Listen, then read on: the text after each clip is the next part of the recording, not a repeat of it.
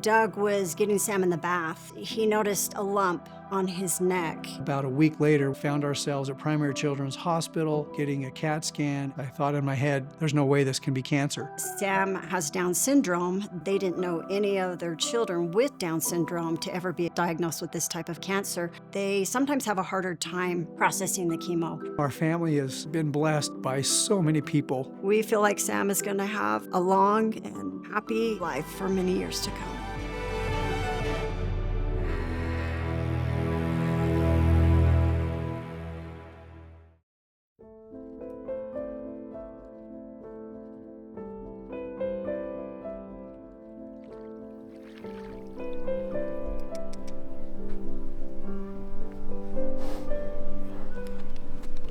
We're here. Come here. We're here.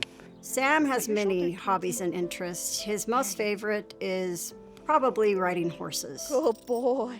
Okay, should we get Well, this morning we had an opportunity to go and see Sam participate in the horseback riding. That was something he started years back. Okay, when you're ready, grab your handle. Now remember, we have to say, whoa. Yep. The program that Sam rides with is called the Kersley I Can Center, and it's specifically for kids with special needs. And he's been doing it for about 7 years now. Hold on the handle. He is unique, he is loving, kind, consistent in his ability to give back to everyone that he meets a smile or a hug, and just be a great individual to have around. We love him so much.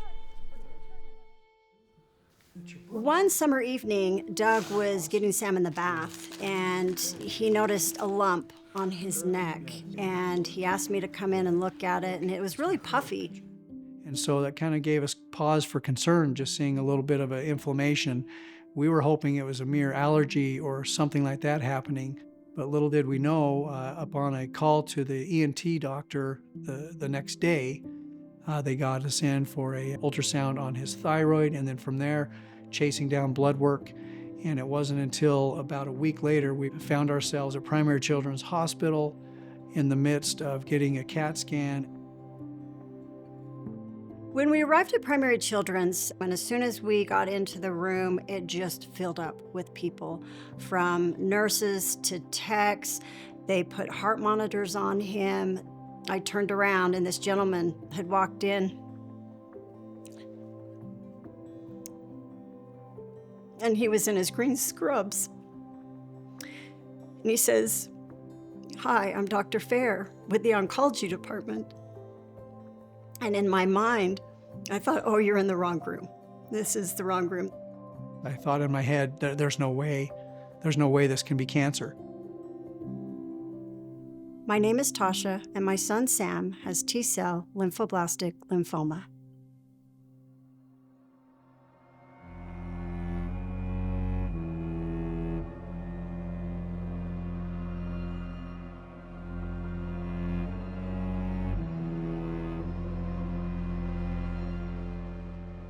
Lymphoblastic lymphoma and lymphoblastic leukemia are considered by the organizations who classify diseases as essentially the same disease. When you think about leukemia, Luke, the derivative, means white, emia, blood, and so you just have too many white blood cells. And that's really what it boils down to with pediatric ALL is just an abnormal number of white blood cells that are immature in their makeup.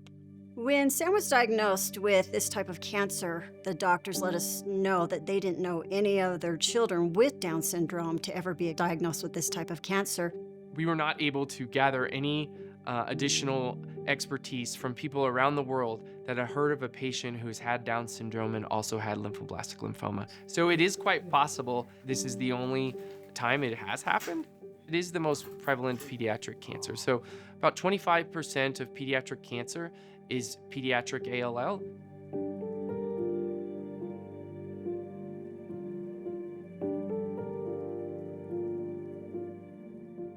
When we were speaking with the doctors, I said, so now that he has this diagnosis, should we go home and come back? And he said, no, you're not going anywhere.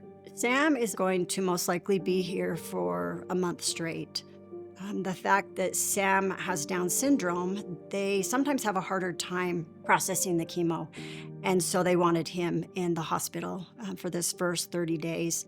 Signs and symptoms of pediatric ALL include bruising, bleeding, fatigue, fevers, a swelling of some organs, including your liver and your spleen, your lymph nodes in your neck, chest masses, and infection. We spent over 100 days inpatient. And also because he got sick a few times and he got an infection in his port, and so he had to be back in the hospital to have that changed out and a new one put in. So we definitely spent a lot of days in the hospital. Sam, during the treatment protocols, they would have different drugs that they would administer, and they warned us that many times these patients will have adverse reactions to some of these. And he did have on his third dose an allergic reaction to one of the medications. Pediatric ALL is managed through primarily the use of chemotherapy given intravenously, orally, intramuscularly, and in the spinal fluid. We follow specific protocols that are, have been well demonstrated to be effective. Maybe the most important part of our treatment is, or part of our understanding of how we're doing with treatment, is the response to the drugs that we're giving. And, we monitor this through checking blood counts, but most importantly, through reevaluating the bone marrow or other sites of diseases, whether that be the spinal fluid as well, to see if that disease has responded to the treatment. They recommended another drug to be tried that was just recently approved by the FDA and seemed to really help him with his protocol on treatment. Sam is a very sensitive soul. He can read my feelings so easily. And so when the doctor would come in, or we'd get some bad news, or things were just really hard and I just was at my breaking point, I'd always have to leave the room in order to cry or to vent because it really affected him and he would get upset. So we definitely had to keep our emotions in check, and that was hard sometimes to be able to keep him in check and make him feel like everything was going to be okay. I had an opportunity many times to witness the strength of my wife, Tausha. As Sam's mom, the things that she has done and continues to do for him is so overwhelming and just a wonderful thing to see. She carried a heavy load for over 100 plus days being in the hospital with Sam. And it's just so amazing to see her, and this experience has brought us even closer as a family and as a couple. I'm grateful for her, and I love her very much. You got your flashlight? Okay, you ready? Turn around. Here you go. Sam loves to go down to the firehouse. He'd go down every day if he could.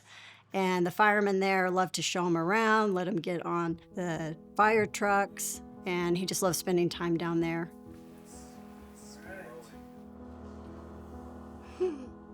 The support that we have received these past 2.5 years has been overwhelming. It's been very humbling. How are you? Good to see you. Hi. You're going to get me emotional about this one. Our family has been blessed and continues to be blessed by so many people, community, friends, family, those that have reached out for our little boy in ways that have really meant the world to our family. Our family has been there throughout the entire treatment, the outpouring of support, the car washes to raise money, the selling of donuts and hot chocolate in the middle of winter to raise money. Sam shows a hog every year at the Morgan County Fair, and the year he was diagnosed, he wasn't able to show his hog because he was so sick and we were in the hospital, and so his friend showed it for him. And our community rallied together, and at the selling of Sam's hog, they typically sell for around $4,000 or $5,000, and Sam's hog sold for $26,000. $26,000. We're learning so much about the disease itself and being able to further our treatments. Pediatric ALL or pALL can certainly be fatal. 75 years ago in the 1950s, when people started really systematically looking at this disease, yeah, every child who had this died pretty much. Although he's doing extremely well, if he were to relapse, they don't do the same treatment that they did the previous time. I believe bone marrows and radiation and things like that would be down the line if he were to relapse, and we worry that his body wouldn't be able to handle that, and him not fully understanding what's going on would be extremely difficult. It's definitely a worry that we have in the back of our minds. We've become better and better at treating this disease. The diagnosis, our diagnostic technologies have gotten so much better. So we are able to more precisely diagnose a patient and understand the molecular underpinnings of their disease, and then able to follow them more specifically. And so when I say most, over 90% of patients with pediatric ALL will be cured. This can be close to 100% depending on the type of pediatric ALL that you have. We definitely have hope for the future. And even when the doctors told us about this diagnosis and that we'd be in the hospital for 30 days straight, we told the doctor how we had plans to go to Bear World, that we had planned to take Sam to Bear World that weekend. And after we talked, one of the doctors looked at me and he said, "You will take your son to Bear World. He will get through this and he will be okay." And that definitely gave us hope that we needed at that time. And we still feel that hope now with the cure rate being where it is.